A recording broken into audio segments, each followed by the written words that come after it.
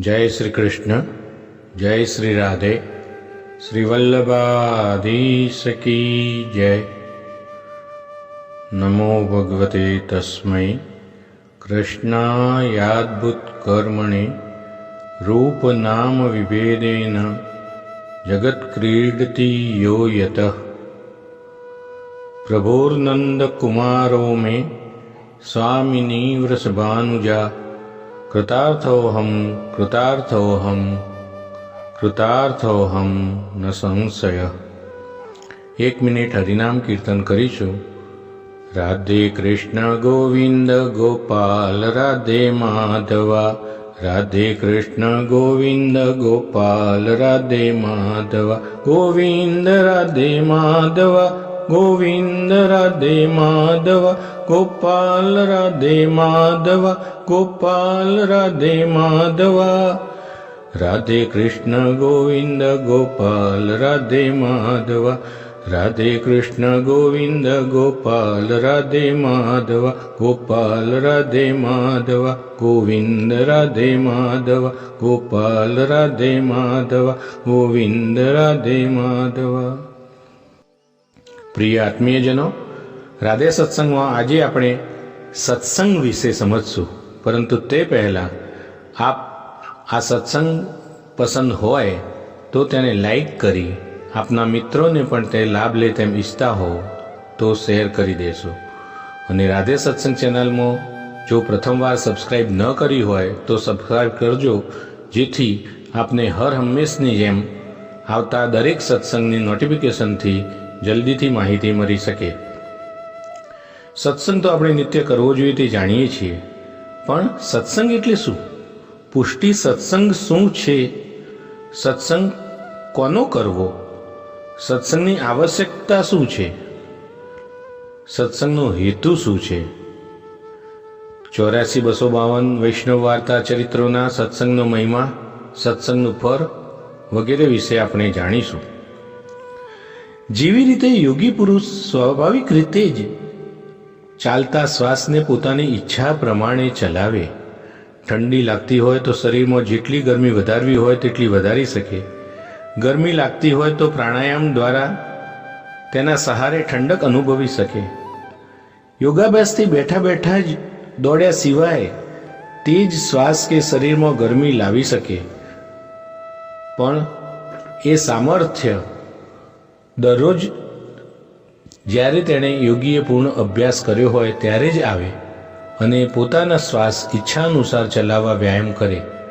અહીં પણ બર્તાસન બ્રિયમાણો વિભર્તિહિ નો સિદ્ધાંત કામ કરે છે। સત્સંગ એટલે શું? તો સત શબ્દના 2 અર્થ છે। સત એટલે સત્ય, વેદ અને તેના બતાવેલા સિદ્ધાંતો પરમ સત્ય છે। એ જ પ્રકારે પરમાત્મા પણ પરમ સત્ય છે, એ સિવાય કોઈ પરમ સત્ય નથી। વેદના અર્થોને પૂરેપૂરી પ્રમાણિકતાથી કેવળ શ્રી મહાપ્રભુજી અનુસર્યા છે, એટલે શ્રી મહાપ્રભુજીએ આપેલા સિદ્ધાંતો પણ પરમ સત્ય છે। આ પરમ સત્યનો સંગ રાખવો એનું જ નામ સત્સંગ। હવે શ્રી મહાપ્રભુજીના સિદ્ધાંતોને જેઓ પૂરી નિષ્ઠાથી અનુસરે છે એવા વૈષ્ણવ ભગવદીઓ પણ પરમ સત્ય રૂપ છે, એમનો સંગ પણ સત્સંગ છે। આ પરમ સત્યો શાસ્ત્ર ગ્રંથો પાસેથી પણ શીખવા મળે છે। આમ સત્સંગ 2 પ્રકારે થાય છે, એક શાસ્ત્ર ગ્રંથો દ્વારા અને તેને અનુસરનારા ભગવદીઓ દ્વારા। આ બંને પ્રકારના સત્સંગમાં ભગવદીઓ દ્વારા પ્રાપ્ત થતા સત્સંગને વધારે ઉત્તમ કહેવામાં આવે છે, કારણ કે શાસ્ત્ર ગ્રંથોમાં જે સિદ્ધાંતો સમજાવવામાં આવે છે તેમાં ક્યારેક કેટલાક સંશયો થાય છે કે શું આ બધું સાચું છે, આ બધાનું જીવનમાં આચરણ કરી શકાય છે વગેરે વગેરે, જેનું નિરાકરણ શાસ્ત્રો કરતા નથી, પરંતુ ભગવદીઓ આવા સંશયોનું નિરાકરણ કરે છે। શ્રી હરિરાયજી પણ ભગવદીઓનો સત્સંગ કરવાની આજ્ઞા કરે છે। અન્ય વૈષ્ણવોની સાથે ભગવત કથામાં બેસવું, કોઈ એક વૈષ્ણવ શિક્ષાપત્ર કે 84-252 વૈષ્ણવોની વાર્તા જેવા પુષ્ટિમાર્ગીય ગ્રંથો વાંચે, તેનું શ્રવણ મનન કરી જીવનમાં ઉતારવા કોશિશ કરવી। આવી રીતે ભગવદ્ વાર્તા જ્યાં થતી હોય ત્યાં જઈને નિયમથી દરરોજ સત્સંગ કરવો. આવી ભગવદ્ વાર્તા ન થતી હોય તો પોતાના ઘરમાં ઓછામાં ઓછો 1 કલાક સત્સંગ માટે આપવો જ. કુટુંબની વ્યક્તિઓ સાથે બેસીને કહ્યા પ્રમાણેના પુસ્તકોનું વાંચન, મનન અને ચિંતન કરવું. સત્સંગ એ તો મનનો મહાપ્રસાદ છે. તેથી અઠવાડિયે 15 દિવસે કે મહિને એકાદ વખત કરીએ એ બરાબર નથી. મનના પોષણ માટે સત્સંગરૂપી મહાપ્રસાદ દરરોજ જરૂરી છે. શ્રી મહાપ્રભુજી તો એટલી હદ સુધી આજ્ઞા કરી છે કે ગાયના શિંગડા ઉપર રાઈનો દાણો રહે એટલો સમય પણ જો ભગવાનનું નામ ન લેવાય તો બહિર્મુખતા આવે છે. આપણી ચારે બાજુ પ્રબળ દૂષણ છે. ટીવી કેબલનું પ્રબળ અને પ્રચંડ આકર્ષણ છે. તેની સામે ભગવદ્ ભાવ ટકાવવા માટે દરરોજ નિયમિત સત્સંગ કરવો જરૂરી છે. જો પરિવાર સાથે બેસીને પણ સત્સંગની અનુકૂળતા ન હોય તો આપણે પોતે એકલાએ પણ કહ્યા પ્રમાણેના ગ્રંથોનું નિત્ય વાંચન કરી સત્સંગ કરવો જોઈએ. જો કોઈ વૈષ્ણવ કદાચ અભણ હોય, વાંચી ન શકે હોય અને ભગવદ્ કથા સાંભળવાની પણ અનુકૂળતા ન હોય તો શક્ય તેટલું અષ્ટાક્ષરનું રટણ કરવું જોઈએ અને લૌકિક સંઘના આક્રમણથી તો બચવું જ જોઈએ. સત્સંગ માટે સમય નથી તે માત્ર બહાનું છે. આપણે મનગમતા કામ કરવા માટે તો ઘણો સમય કાઢીએ છીએ, તો ઓછામાં ઓછો શું 1 કલાક આપણે સત્સંગ માટે ન આપી શકીએ? 1 કલાક સત્સંગ માટે જરૂર આપવો જ જોઈએ. હવે સત્સંગ કેવી રીતે કરવો તે વિશે વિચારીએ તો સૌથી પ્રથમ તો કોઈ પણ પ્રકારનો દુસંગ ભાવ એ આપણા ભગવદ્ ભાવને નષ્ટ કરી દે છે, દુષ્ટ કરીને નાશ કરે છે. એક નાશ કરે એ પહેલા જ નિયમિત દરરોજ આગ્રહપૂર્વક સત્સંગની શરૂઆત કરી દેવી જોઈએ. સત્સંગ દરમિયાન લૌકિક વાતો ન કરવી, લૌકિક વિચાર પણ ન કરવા, એકાગ્ર ચિત્તે પ્રયત્નપૂર્વક પણ શ્રવણ કરવું. સત્સંગમાં દીનતા ખૂબ જ જરૂરી છે. જિજ્ઞાસાથી સત્સંગ કરવો અને વક્તા અને ગ્રંથોમાં પૂર્ણપણે શ્રદ્ધા રાખવી. વક્તાથી નીચા આસને બેસી દાસભાવ દીનતાથી શ્રવણ કરવું. સત્સંગ શ્રવણ કર્યા પછી પણ લૌકિક વાત તો શરૂ ન કરી દેવી, પરંતુ જે સાંભળ્યું છે તેનું ચિંતન કરવું. ભગવદીઓના વચનથી વિરુદ્ધ વચન સ્વીકારવા નહીં. સત્સંગમાં વૈષ્ણવોના દોષ જોવા નહીં, વૈષ્ણવોની નિંદા કરવી નહીં. આ પ્રમાણે આગ્રહ રાખીને સત્સંગ કરવો. જ્યાં સેવા, સ્મરણ અને સત્સંગ થાય એ જ વ્રજ. એ વ્રજ છોડી ભગવાન ક્યાંય જતા નથી. વ્રજ તજ અંત ન જાઉં. શ્રી દયારામભાઈ કહે છે કે સત્સંગ દેશમાં વસે મારો વાલમો. સત્સંગ થાય છે ત્યાં પ્રભુ વસે છે. તે જ પ્રમાણે जिनके गुण सुनन को लाल गिरिधरन पिय आय सन्मुख ताके बिराजे. એટલે જ્યાં સત્સંગ થાય ત્યાં પ્રભુ સાક્ષાત પધારે છે. સત્સંગનું ધામ એ જ ઠાકોરજીને બિરાજવાનું કાયમનું સ્થાન છે. નારદજી એક વખત ભગવાનની શોધમાં એક લોકમાંથી બીજા લોકમાં ભ્રમણ કરી રહ્યા હતા. કોઈ ઠેકાણે ભગવાન મર્યા નહીં. સ્વર્ગમાં અને વૈકુંઠમાં પણ જઈ આવ્યા. ઉતારમાં ઝડપથી દોડાદોડ કરતા હતા. ત્યાં રસ્તામાં જ ભગવાન સામે મળ્યા. ઓહો નારદજી, આટલી બધી દોડધામ શાની? નારદજી કહે, આ તમારી જ શોધમાં દોડધામ કરું છું. કોઈ ઠેકાણે તમારો પત્તો જ નથી. અમારે જો કોઈ વાર આવું અર્જન્ટ કામ પડે કે કોઈ ઇમરજન્સી ઊભી થાય તો અમારે તમને ક્યાં શોધવા જવું પડે? માટે આજે તો તમારું કાયમનું સરનામું, પરમેનન્ટ રેસિડેન્શિયલ એડ્રેસ આપનું આપો. તો ભગવાને કહ્યું, નાહમ વસામિ વૈકુંઠે યોગિનામ હૃદયેન ચ મદ્ભક્તા યત્ર ગાયંતી તત્ર તિષ્ઠામિ નારદ.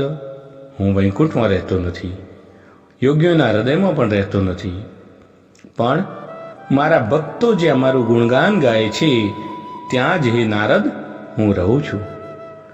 એટલે ગુણગાન ઠાકોરજીને અત્યંત પ્રિય છે. ભક્તો શ્રવણાનંદમાં અને ભજનાનંદમાં પણ તન્મય થઈ જાય છે. શ્રી સર્વોત્તમજીમાં શ્રી મહાપ્રભુજીનું નામ છે યસ પિયુષ લહરી પ્લાવિતાન્ય રસ પર, એટલે કે પોતાના ગુણગાનરૂપી અમૃતના તરંગો પ્રગટ કરી તેમાં અન્ય રસોને ડૂબાડી દેનાર શ્રી મહાપ્રભુજીને હું નમન કરું છું. શ્રી મહાપ્રભુજીએ શ્રી સુબોધિનીજીમાં સમજાવ્યું છે કે ગુણગાનમાં બિરાજેલું પ્રભુનું સ્વરૂપ ગુણગાન કરનારના હૃદયમાં આવીને બિરાજે છે. શ્રી સર્વોત્તમ સ્તોત્રમાં પણ શ્રી ગુસાઈજી આજ્ઞા કરે છે કે શ્રી મહાપ્રભુજીનું ગુણગાન અમૃતના તરંગો પ્રગટ કરે છે. ગુણગાન કરનારના બીજા બધા રસો તેમાં ડૂબી જાય છે. શ્રી મહાપ્રભુજીના ગુણગાન તો અમૃતનો છલકાતો સમુદ્ર છે, તેમાં આપણે સંપૂર્ણ ડૂબી જઈએ છીએ. પછી બીજા રસો તેની સામે ટકી શકતા જ નથી.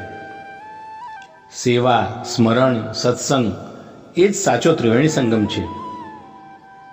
ચાલો સત્સંગમાં ત્યાં જ ખરી કમાણી છે, ચાલો સત્સંગમાં ત્યાં જ ખરી કમાણી છે, શ્રી વલ્લભની વાણી ત્યાં જ સમાણી છે, ભગવદીઓના સંગની ત્યાં જ કહાણી છે, દુસંગથી તો આપણી જિંદગી દૂર દાણી છે, ચાલો સત્સંગમાં ત્યાં જ ખરી કમાણી છે. સેવા, સ્મરણ અને સત્સંગ એ જ કલયુગની કમાણી છે. હવે આપણે સત્સંગનું ફળ જોઈએ.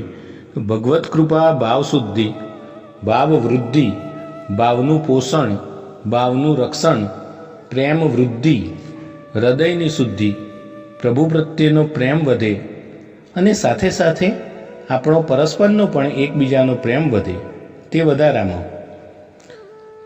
સત્સંગનું ફળ એ સત્સંગ જ છે. સેવાનું ફળ સેવા છે, સત્સંગનું ફળ સત્સંગ જ છે. પ્રેમ એટલે પ્રભુ, શ્રી મહાપ્રભુ એટલે પ્રેમ. પ્રેમ અને શ્રી વલ્લભ જુદા નથી. શ્રી મહાપ્રભુ પ્રેમ સ્વરૂપ છે. સૌ પ્રથમ જીવોને પ્રેમની દીક્ષા આપે છે. પ્રેમ એ અદેય છે. દુનિયામાં બધું મરે છે, પણ પ્રભુ પ્રેમ ના મરે. સાધનથી, સાધનાથી, બળથી બધું મરે. યુગોના યુગો વહી જાય તો એ પ્રેમ પામી શકાય નહીં. પ્રેમની ખરી દીક્ષા તે કેવળ શ્રી મહાપ્રભુજી જ આપે છે. અને બ્રહ્મ સંબંધની દીક્ષા આપી એટલે પ્રેમની દીક્ષા. પ્રેમ એ અદેય છે, ન આપી શકાય તેવો. સર્વોત્તમજીમાં શ્રી મહાપ્રભુજીનું નામ અદેય દાન દક્ષ છે. વૈષ્ણવકુળમાં જ્યારે આપણો જન્મ થયો ત્યાં શ્રી મહાપ્રભુજીએ આપણા હૃદયમાં ભાવનું બીજ રોપેલું છે જ. હવે સત્સંગ રૂપી જલના સિંચનથી તે ભાવનો છોડ ફૂલશે, ફલશે અને ફાલશે. તો હવે આપણે સત્સંગ વિશે વિગતવાર જોઈએ. પુષ્ટિ સત્સંગ વિશે આપણે જાણીએ. કહેવાય છે કે જેવું અન્ન તેવું મન, અન્ન તેવો ઓડકાર, અને જેવો આહાર તેવો વિહાર, જેવો આચાર તેવો વિચાર, અને જેવો સંગ તેવો રંગ. આ બધું જો જોઈએ તો સંગ કોનો કરવો એ સંબંધમાં ગંભીર વિચારણા આવશ્યક જણાય છે. આપણા શ્રી મહાપ્રભુજી જલભેદ ગ્રંથમાં જલના જુદા જુદા પ્રકાર તથા તેના ગુણદોષો વગેરેનું સત્સંગ કરવા યોગ્ય વક્તાના ભાવ સાથે સરખાવી આપણને કોનો સંગ કરીને કોના મુખેથી શ્રવણ કરવું તે સંબંધી જરૂરી માર્ગદર્શન આપે છે. તુલસીદાસજીએ પણ કહ્યું છે કે બિન સત્સંગ વિવેક ન હોય. દેવર્ષિ નારદ પણ પૂર્વજન્મમાં દાસીપુત્ર હતા, પરંતુ સંતોના નિયમિત સત્સંગથી બીજા જન્મમાં દેવર્ષિ બન્યા. તો સત્સંગ કોનો કરવો? સત્સંગ એટલે સત વત્તા સંગ, અર્થાત સત્પુરુષો કે ભગવદીઓનો સંગ. શ્રી મહાપ્રભુજીના પુષ્ટિ સિદ્ધાંતોને જાણનાર, સમજનાર અને આચરણમાં મૂકનાર ભગવદીઓનો સંગ.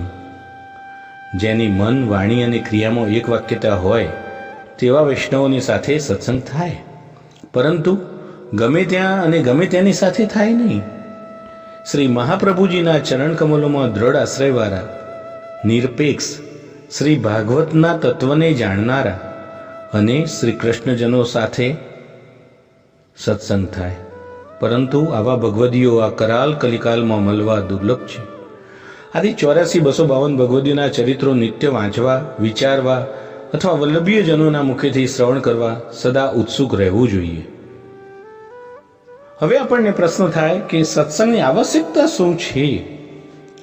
તો જેમ શરીરના પોષણ માટે ભોજન આવશ્યક છે, તેમ આત્માના પોષણ માટે સત્સંગ આવશ્યક છે.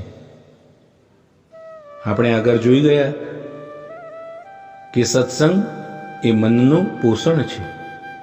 જેમ માત્ર 24 કલાક માટે ઘર બંધ કરીને બહાર જઈએ અને પાછા ફરીને ખોલીને જોઈએ તો ઘરમાં રજ પડેલી જણાય છે, તેમ એક દિવસ પણ જો સત્સંગ વિના ખાલી જાય ને તો અંતઃકરણમાં દુસંગરૂપી રજ કચરાનો થર જામે છે. દુસંગ તો સહેજમાં મળી જાય છે, સામે ચાલીને પ્રાપ્ત થાય છે. આથી જ શ્રી મહાપ્રભુજીએ નવરત્નમાં આજ્ઞા કરે છે, નિવેદનમ તુ સ્મર્તવ્યમ સર્વથા તાદ્રસૈ જનૈ. સત્સંગથી દીનતા ઉદ્ભવે છે, દાસોહમ જાગે છે, ભગવદ્ ભાવને પોષણ મળે છે અને પુષ્ટિ માર્ગ હૃદયારૂઢ થાય છે.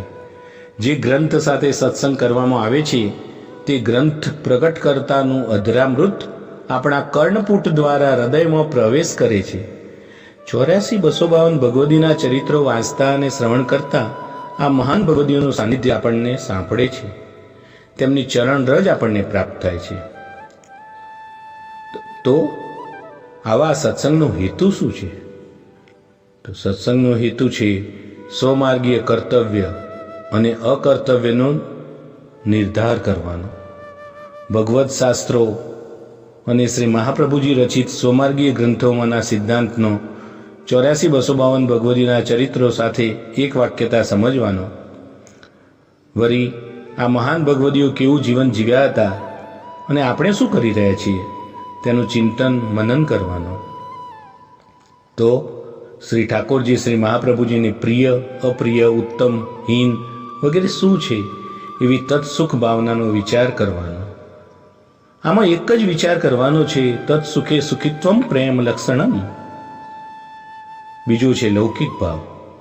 સંસારિક સ્વાર્થ, ભૌતિક કામનાઓ વગેરેની સંસારાસક્તિ ક્રમશઃ ઓછી કરતા જવી અને દીનતા, વિરહ, વૈરાગ્ય, આશ્રય વગેરેની ભગવદાસક્તિ વધે તે માટે પ્રયત્નશીલ બનવાનો સત્સંગનો મુખ્ય હેતુ છે. બદામને ચાકુથી રગડીને કેટલી વખત પણ સાફ કરો તો નહીં થાય, પણ આખી રાત જો એને પાણીમાં પલાળી મૂકી રાખવામાં આવે તો તેનું છિલકું પોતાની મેરે ઉતરી જાય છે. એટલા માટે આપણે પોતે જ સત્સંગરૂપી સરિતામાં દરરોજ મનને પલાળવું પડે છે, તો તેની ઉપરનું સંગદોષનું આવરણ દૂર થાય. આવો આ સત્સંગ 84 વૈષ્ણવ વાર્તા ચરિત્રમાં એનો શું મહિમા છે તે આપણે સમજીએ. વાર્તા નંબર 1માં ભગવદ્ વાર્તા સત્સંગનું મહત્વ સમજાવતા શ્રી મહાપ્રભુજી દામોદરદાસ હરસાનીજીને સ્વમુખે આજ્ઞા કરતા કહે છે કે જો દમલા બડી બેર ભઈ હે શ્રી ઠાકોરજીની વાર્તા નાહી કરી. વાર્તા 6માં પ્રસંગ 2માં કાશીના શેઠ પુરુષોત્તમદાસ સત્સંગ માટે નિત્ય સામે ચાલીને વૈષ્ણવના ઘેર જતા હતા તે આપણે જાણીએ છીએ. વાર્તા નંબર 28માં પ્રસંગ નંબર 1માં વાંસવાડાના ગોપાલદાસે પોતાના ઘર પાસે જ એક વિશ્રામ સ્થળ, ધર્મશાળા નહીં પણ વિશ્રામ સ્થળ બનાવ્યું હતું કે જેથી આવતા જતા વૈષ્ણવની સેવા અને સત્સંગનું સુખ પ્રાપ્ત થાય. ગોપાલદાસના સંગથી પદ્મા રાવલ, માવજી પટેલ અને તેમના સ્ત્રી વીરજો શ્રી મહાપ્રભુજીના શરણે આવ્યા હતા. વાર્તા નંબર 30 પ્રસંગ નંબર 1માં આપણે જોઈએ છીએ કે ઉજ્જૈનથી ગોકુલ જતા ઘોડા ઉપર બેઠેલા પુરુષોત્તમ જોશી સાથે કૃષ્ણ ભટ્ટે ભગવદ્ વાર્તા અને સત્સંગનું અનિર્વચનીય સુખ પ્રાપ્ત કર્યું હતું. તો વાર્તા નંબર 31માં ખેરારુના નરહરી જોશીના સંગથી અલીણાના મહિધર દેસાઈ અને ફૂલબાઈ શ્રી ગુસાઈજીના શરણે આવી કૃપાપાત્ર ભગવદીય થયા હતા. વાર્તા 32 ગોધરાના રાણા વ્યાસની સેવા સત્સંગથી એક રજપૂતાણીનું સતીત્વ ઉતરી જઈ ભગવદ્ ભાવ ઉત્પન્ન થયો હતો અને શ્રી મહાપ્રભુજીના શરણે આવી હતી. વાર્તા નંબર 35માં રાજ દુબે અને માધવ દુબેના સત્સંગથી બે ભાઈ સાચોરા બ્રાહ્મણ શ્રી મહાપ્રભુજીના શરણે આવ્યા હતા. વાર્તા 52માં હાજીપુરના ભગવાનદાસને કૃષ્ણદાસ મેઘનનો સંગ થતાં સ્વસ્વરૂપનું જ્ઞાન થયું અને શ્રી મહાપ્રભુજીના સેવક થયા હતા. વાર્તા નંબર 57માં અંબાલાના નારાયણદાસ કાયસ્થને દક્ષિણમાં કૃષ્ણદાસ મેઘનનો સંગ થયો અને છોકરા ભણાવવાનું અને છોકરાને ભણાવતા મારવાનું કાર્ય ત્યજીને શ્રી મહાપ્રભુજીના શરણે આવ્યા.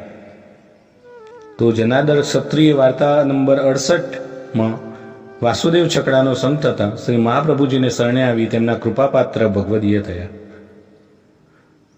વાર્તા નંબર 77 સુંદરદાસના સંગથી તેમના મિત્ર માધવદાસનો અન્યાશ્રય દૂર થઈ શ્રી મહાપ્રભુજીના શરણે આવ્યા હતા. વાર્તા 81 પ્રસંગ 8માં સુરદાસજીના સંગથી ગિરિરાજજીની તરેટીમાં રહેતા એક વાણિયાની લૌકિકાશક્તિ દૂર થઈ ગઈ હતી અને તે કૃપાપાત્ર ભગવદીય થયો. વાર્તા 83માં કુંભનદાસજીને શ્રી ઠાકોરજીની રહસ્ય લીલા સંબંધી ભગવદ વાર્તાના સત્સંગ માટે શ્રીનાથજી સમક્ષ ઈચ્છા પ્રગટ કરતા તેમના ઘેર ચતુર્ભુજદાસજી જેવા મહાન ભગવદીય પુત્રનો જન્મ થયો હતો. કૃષ્ણદાસ અધિકારીના સંગથી વાર્તા નંબર 84માં એક વૈશ્યનો શીઘ્ર ભગવદ લીલામાં અંગીકાર થયો હતો. હવે આપણે 252 વૈષ્ણવ વાર્તા ચરિત્રનો સત્સંગ મહિમા જોઈએ.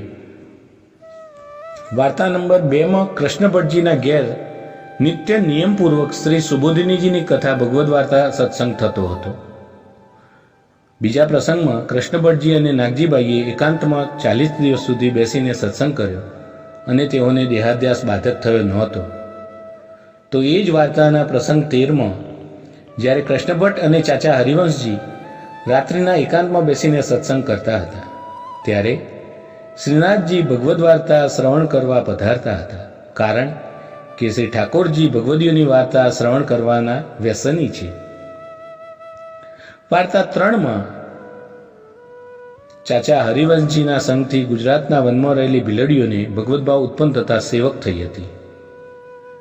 તો ત્રીજા પ્રસંગમાં ચાચા હરિવંશજીના સંગથી એક રજપૂતની બેટીને લીલા પ્રાપ્તિ થઈ હતી. વાર્તા 4માં મુરારીદાસના સંગથી ગૌડ દેશના નારાયણદાસ શ્રી ગુસાઈજીના શરણે આવી કૃપાપાત્ર ભગવદીય થયા હતા. તો વાર્તા 26માં આપણે જોઈએ છીએ કે હરિદાસ બનિયાના સંગથી મેરતાના રાજા જેમલજી અને સમગ્ર ગામ શ્રી ગુસાઈજીને શરણે આવ્યું હતું. વાર્તા 55માં નિહાલચંદભાઈ અહર્નિશ કૃષ્ણ ભટ્ટજીનો સંગ કરતા અને સદા ભગવદ રસમાં મગ્ન રહેતા હતા. ધોબી ઠાકોરજીની સેવા કરનાર રાજા વાર્તા 60માં ચાચા હરિવંશજીના સંગથી શ્રી ગુસાઈજીના શરણે આવી કૃપાપાત્ર અને ભગવદીય થયા હતા. વાર્તા 63માં ગુજરાતના રાજાના સંગથી દયા ભવૈયાનું જીવન પરિવર્તન થઈ શ્રી ગુસાઈજીના કૃપાપાત્ર ભગવદીય થયા હતા. વાર્તા 66માં રાજા જોતસિંહ પોતાના પુરોહિતના સંગથી શ્રી ગુસાઈજીના શરણે આવ્યા હતા. ગુજરાતના એક વૈષ્ણવ વાર્તા 81 પ્રમાણે તેઓ નિત્ય એક વૃક્ષ પાસે બેસીને સત્સંગ અને ભગવદ ગુણાનુવાદ કરતા હતા. તો એમના સંગથી વૃક્ષ યોનિમાં રહેલા દૈવી જીવનો શ્રી ગુસાઈજીએ કૃપા કરી અંગીકાર કર્યો હતો. વાર્તા 90માં સત્સંગનો મહિમા સમજતા આપણે જાણીએ છીએ કે ગુજરાતના કણબી પટેલ પોતાના ગામથી દૂર બીજા એક ગામમાં તાદ્રસી વૈષ્ણવનો સંગ કરવા રોજ રાત્રિના 6 ઘડી એટલે કે 144 મિનિટ સુધી ચાલીને જતા. રાત્રિનો સવા પ્રહર એટલે કે 3 કલાક 45 મિનિટ બાકી રહે ત્યારે ભગવદ મંડળીમાંથી ઘેર પાછા આવતા. તેમના સંગથી એક પ્રેતનો પણ ઉદ્ધાર થયો હતો. વાર્તા 104માં ગુજરાતનો એક રાજા 2 સાચોરા બ્રાહ્મણ ભાઈઓના સંગથી વૈષ્ણવ થયો હતો. વાર્તા 109માં રાજનગરના 2 પટેલ ભાઈઓ કે જે નિત્ય ભૈલા કોઠારીના ઘેર ભગવદ વાર્તા શ્રવણ કરવા જતા હતા, સત્સંગના પ્રભાવથી શ્રી ગુસાઈજીના સેવક થયા. વાર્તા 113માં તાનસેનને ભગવદ લીલા સંબંધી સ્વમાર્ગીય કીર્તનનું જ્ઞાન ગોવિંદ સ્વામીના સંગથી પ્રાપ્ત થયું હતું. વાર્તા 123માં પ્રસંગ 6માં રાજા આસકરણજીએ શ્રી ગુસાઈજીની આજ્ઞાથી કુંભનદાસજી અને ચતુર્ભુજદાસજીનો 5 દિવસનો સંગ કરતા ભગવદ ભાવમાં વૃદ્ધિ થઈ હતી તથા રહસ્ય લીલાનું પદગાન કર્યું હતું. વાર્તા 125માં આગ્રાના શેઠ ખરબૂજાવાળા સેવાના અનવસરમાં એક વિરક્ત વૈષ્ણવ સાથે ભગવદ્ વાર્તા તેમજ શ્રી મહાપ્રભુજી અને શ્રી ગુસાઈજીના ગ્રંથોનું અવગાહન કરતા હતા. વાર્તા 137માં આગ્રાના ઋષિકેશજી ભગવદ્ વાર્તા કે સત્સંગ માટે રૂપચંદ નંદાના ઘેર નિત્ય જતા. તો વાર્તા 140માં હરિદાસે પોતાના ભગવદીય મિત્ર મોહનદાસને કેવળ સત્સંગ અર્થે જ રાખ્યા હતા. પોતાને ઘેર એકના એક પુત્રને મારી નાખ્યો હતો અને કેવળ સત્સંગ અર્થે જ તેમને પોતાના ઘેર રાખવા માટે જ કર્યું હતું. મોહનદાસે શ્રી ગુસાઈજીની કૃપા બરે પુત્રને સજીવન કર્યો અને સત્સંગ કાજે હરિદાસના ઘેર સદાને માટે રહ્યા હતા. સત્સંગનો આવો અલૌકિક મહિમા આધુનિક જીવોને હરિદાસની વાર્તા સમજાવે છે. તો વાર્તા 141માં પોરબંદરના દેવજીભાઈને એક દિવસ જ્વર ચડી આવ્યો અને ભગવદ્ મંડળીમાં જઈ શક્યા નહીં. આથી ભગવદ્ મંડળી તેમના ઘેર સામે આવી અને તેમનો જ્વર એટલે કે તાવ તત્કાલ ઉતરી ગયો. દેવજીભાઈને ભગવત કથા વાર્તા શ્રવણનું આવું અદ્વિતીય વ્યસન હતું. વાર્તા નંબર 152માં શ્રોતા અને વક્તા આ બંને ભગવદીઓ વ્રજમાં આવીને એકાંત સ્થળમાં બેસીને 40 દિવસ સુધી ભગવદ્ વાર્તા સત્સંગ કરતા અને એમાં એવા લીન થઈ ગયા હતા કે તેમને દેહાનુસંધાન પણ રહ્યું નહીં. તેઓનો સત્સંગ એવો અલૌકિક અને ભગવદ્ રસથી પરિપૂર્ણ હતો કે લીલા પ્રાપ્તિ પછી શ્રોતાઓ ભગવદીયના અસ્થિમાં છેદ પડી ગયા હતા. વાર્તા 178 કબૂતર અને કબૂતરની આ બંનેને શ્રી ગુસાઈજીએ નામ આપ્યા બાદ તેઓ નિત્ય સત્સંગ મંડળીમાં જઈને બેસતા હતા તથા ભગવદ્ વાર્તા શ્રવણ કરતા હતા. તેમના સંગથી જ રાજાનો અસાધ્ય કોઢ નિવૃત્ત થયો હતો. વાર્તા 224 એક શેઠના બેટાને દાસીની આજ્ઞાથી નિત્ય વૈષ્ણવોની સેવા સત્સંગ કરતા વ્રજ દર્શન યાત્રા અને શ્રીનાથજીના દર્શનનું અલૌકિક સુખ પ્રાપ્ત થયું હતું. વાર્તા 248 ચતુર બિહારી આગ્રામાં સંતદાસજીના ઘેર નિત્ય ભગવદ્ મંડળીમાં જતા અને સત્સંગના પ્રભાવથી શ્રી ગુસાઈજીના કૃપાપાત્ર ભગવદીય થયા હતા. આમ સત્સંગનો મહિમા 84 અને 252 ભગવદીય વૈષ્ણવોની વાર્તાઓમાંથી પણ આપણને લાગે છે કે ખૂબ જ અનેરો છે. શ્રી નાગરીદાસજીએ પણ સત્સંગ મહિમામાં કહ્યું છે કે સર્વોપરી સત્સંગ પહેચાન નહીં નહીં કછુ સત્સંગ સમાન. તો પ્રિય આત્મીયજનો, સત્સંગનો આ મહિમા આપણે જાણીએ અને આજથી નિત્ય રાધે સત્સંગમાં જોડાઈએ. રાધે સત્સંગમાં જોડાવા માટે આપણે હજુ સુધી પણ જો ચેનલને સબસ્ક્રાઈબ ન કરી હોય તો કરી દેશો. ફરી મળીશું નવા જ સત્સંગ સાથે રાધે ચેનલમાં. જય શ્રી કૃષ્ણ. રાધે રાધે. શ્રી વલ્લભાધીશ કી જય.